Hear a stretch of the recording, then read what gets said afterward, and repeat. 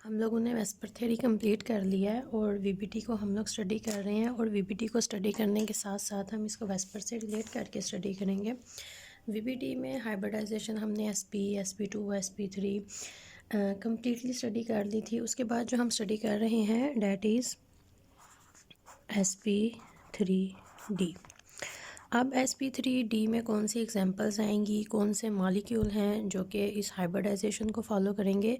तो सबसे पहले आपने ये देखना है कि यहाँ पर आपके पास कितने ऑर्बिटल्स हैं जो कि हाइब्रिडाइजेशन करवा रहे हैं।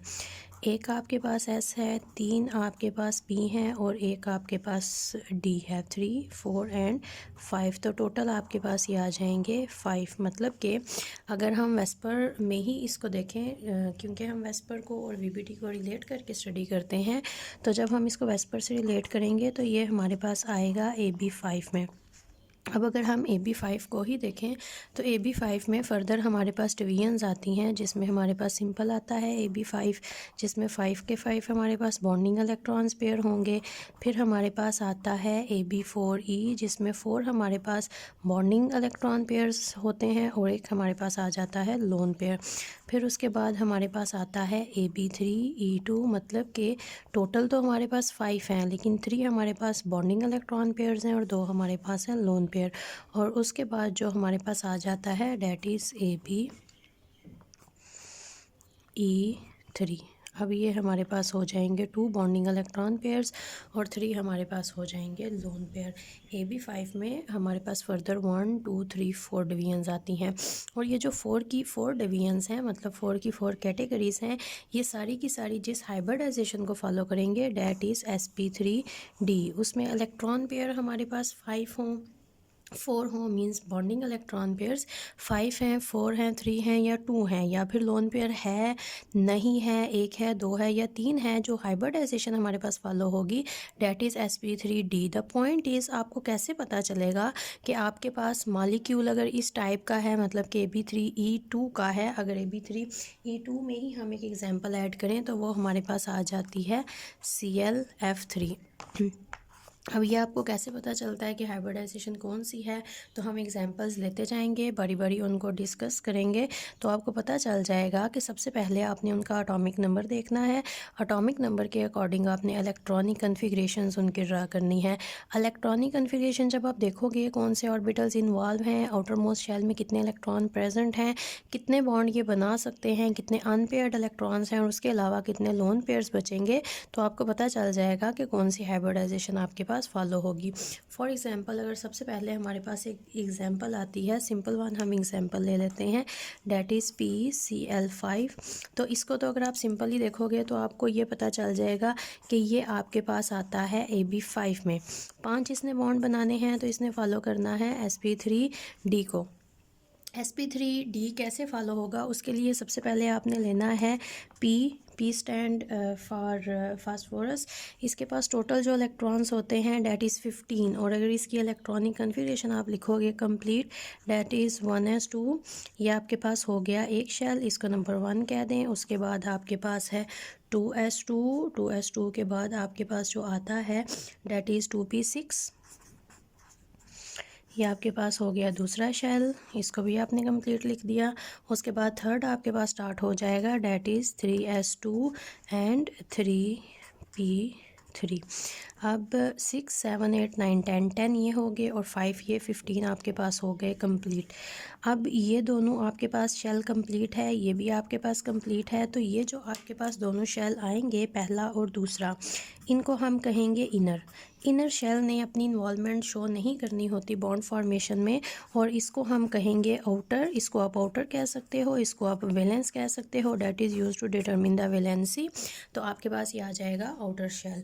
अब आपको ये देखना है कि 5 के 5 अगर इसने बॉन्ड बनाए हैं, अगर इसका हम आउटर मोस्ट शेल ओपन करके लिखें, दिस इज़ S, 2 इलेक्ट्रॉन है यहाँ पर, this is phosphorus and PX, PY and PZ, 1, 2, 3। अब आप लोगों ने ड्रा करनी है हाइब्रिडाइजेशन फॉर PCl5, मतलब कि फास्फोरस ने यहाँ पर बनाए हुए हैं 5 बॉन्ड, लेकिन आपके पास प्रेजेंट हैं 3 अनपेयर्ड इलेक्ट्रॉन। तो यहाँ पर तो एक लोन पेयर आ जाएगा, लेकिन यहाँ पर they are metals, non metal type transition metalloids, मतलब कि इनके पास होता है D। जैसे कि हम बात करते हैं का ऑक्सीजन हमेशा -2 शो करता है, लेकिन सल्फ़र -2, +2, +4, +6 शो करता है, बिकॉज उनके पास प्रेजेंट होता है 3p के बाद यहाँ पर आ जाएगा D। और ये तीसरा शेल है, यहाँ पर आपने लिखना है 3D। वो जो लिखा जाता है कि जोन सा आपके पास शेल आता है उसी का नंबर आप देते हो। सीक्वेंस में there are different concepts about electronic configuration. तो यहाँ पर आपके पास आ गया 3D। अब पॉइंट यहाँ पर क्या आता है, ये जितने भी एलिमेंट्स हैं जिनका आपके पास P के अगर फिल नहीं है और उसके बाद D आता है, वो फिल हो या नहीं है। फिल हो गया तो वो बॉन्ड नहीं बनाएगा।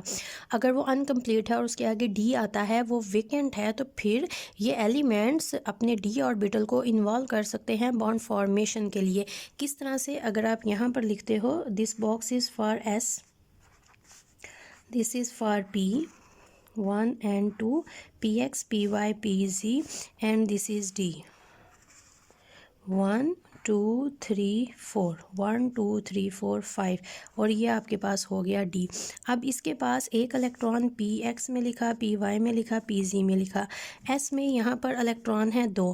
अब एक इलेक्ट्रॉन जो कि यहाँ पर प्रेजेंट है, ये क्या करेगा, ये जंप करके आ जाएगा D में। अब यहाँ पर ये इलेक्ट्रॉन नहीं है। अब आपके पास 1 2 3 4 5, यहाँ पर 5 अनपेयर्ड इलेक्ट्रॉन्स हैं, और यहाँ पर आपके पास क्लोरीन है। तो आपके पास ये होगा क्या, सबसे पहले एक S 3 P और एक D, एक S 3 P और एक D, ये हाइब्रिडाइजेशन करेंगे। यहाँ पर आपके पास sp3d, जितने ऑर्बिटल्स हाइब्रिडाइजेशन करते हैं उतने ही आपके पास नए बनते हैं। तो यहाँ पर ये आपके पास बनेंगे 1 2 3 4, एंड यहाँ पर लिख लेते हैं 5th वन। ये आपके पास बन जाएंगे यहाँ पर 5 हाइब्रिड ऑर्बिटल्स। 5 के पास है सिर्फ और सिर्फ एक इलेक्ट्रॉन। तो ये वो केस होगा जहाँ पर आपके पास सारे के सारे इलेक्ट्रॉन पेयर्स होंगे बॉन्डिंग। अब यहाँ पर क्लोरीन आएंगी, क्लोरीन अपना एक इलेक्ट्रॉन यहाँ पर लेकर आएंगी, इनके साथ बॉन्ड बनाएंगी, और इस तरह से आपके पास 5 आ जाएंगे बॉन्डिंग इलेक्ट्रॉन पेयर्स। और जब आपके पास sp3d होती है, या फिर अगर आपने ab5 वेस्पर को अच्छी तरह से याद कर लिया है, तो फिर आपको याद होगा कि यहाँ पर ज्योमेट्री आपके पास क्या आती है। इस तरह से 2 आपके पास आते हैं पोजीशन एक्सियल, और 3 आपके पास आती हैं इक्वेटोरियल, और ये आपके पास इस तरह से सेंटर में आएगा। यहाँ पर ये फास्फोरस, एक क्लोरीन यहाँ पर, एक यहाँ पर, एक यहाँ पर, यहाँ पर, और ये जो आपके पास एक्सियल होते हैं जो कि आपस में बना रहे हैं 180 का angle, they are larger in length as compare to these 3 ECl। ये आपस में बनाते हैं 120 का एंगल, और इनका आपस में बनता है 90 का angle. But when you are going to draw its hybridization, it will be like. अब आपको पता तो है ज्योमेट्री क्या है, तो अगर आप चाहो तो अपनी आसानी के लिए, जो मैं हमेशा स्टूडेंट्स को कहती हूँ, अगर आपको लूप्स बनाने में प्रॉब्लम होती है, आप क्या करो, नीचे पहले इसकी जो ज्योमेट्री है उसको कर लो ड्रा। लेड पेंसिल से आप चाहो तो इसको ड्रा कर लो, और उसके ऊपर इनके लूप्स को प्लेस कर लें। अब आपके पास किस तरह से आएंगे लूप्स, पहले चाहो तो आप इक्वेटोरियल तीनों पोजीशंस के लूप्स को ड्रा करें, ये आपके पास हो गए तीनों यहाँ के लूप्स। फिर उसके बाद आप एक्सियल को ड्रा करेंगे, और एक्सियल आपके पास लेंथ में बिगर होते हैं, तो आपने इनको इस तरह से कर लिया ड्रा। अब अगर आप इनका नेम लिखो तो ये सारे के सारे आपके पास आएंगे sp3d, एक इलेक्ट्रॉन इसका, ये आपके पास है sp3d, एक इलेक्ट्रॉन इसका, दिस इज़ sp3d, एक इलेक्ट्रॉन इसका, दिस इज़ sp3d, एक इलेक्ट्रॉन इसका, दिस इज़ sp3d, एक इलेक्ट्रॉन आ गया इसका। एंड ये आपने एक फास्फोरस ड्रा किया है, वो फास्फोरस जिसने कि हाइब्रिडाइजेशन की है 5 क्लोरीन्स के साथ बॉन्ड बनाने के लिए, और क्लोरीन 7 ग्रुप से बिलोंग करते हैं। तो क्लोरीन का जो PZ होता है उसमें एक इलेक्ट्रॉन है, बाकी सारे के सारे उनके पेयर्ड में आते हैं। तो ये आपके पास, अगर आप क्लोरीन को यहाँ पर ड्रा करते हो, this is PZ of chlorine, एक इलेक्ट्रॉन यहाँ पर, this is Pz of chlorine, एक इलेक्ट्रॉन यहाँ पर, this is Pz of chlorine और एक इलेक्ट्रॉन यहाँ पर, and this is Pz of chlorine, एक इलेक्ट्रॉन यहाँ पर, and this is Pz of chlorine और एक इलेक्ट्रॉन हो गया यहाँ पर। अगर आपके पास पेपर में आ जाए ड्रा हाइब्रिडाइजेशन और VBT structure for PCl5, this is hybrid structure या हाइब्रिडाइजेशन ऑफ PCl5 प्लस। सिर्फ इतना ही नहीं ड्रा करना है, आपने ये भी बताना है कि ये आपके पास कौन सी ज्योमेट्री आती है, डेट इज़ ट्राइगोनल बाय पैरामीडल। दो पैरामिड्स बनते हैं जो कि वेस्पर में बहुत ज़्यादा डिटेल में हम डिस्कस करते हैं। प्लस हमारे पास यहाँ पर एक लीनियर शेप आती है और एक ट्राइएंगल शेप आती है।